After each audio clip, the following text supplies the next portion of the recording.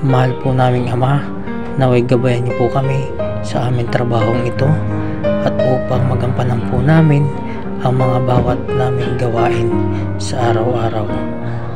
Ama, gabayan niyo po kami sa aming trabahong ito at kami po ay bigyan niyo ng lakas upang makapagpatuloy at matapos po ang aming gawain.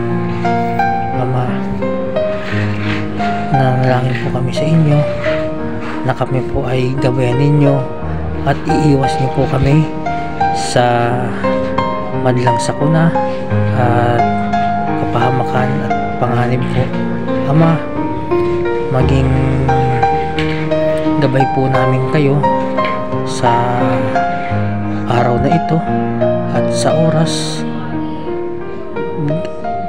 man gabi.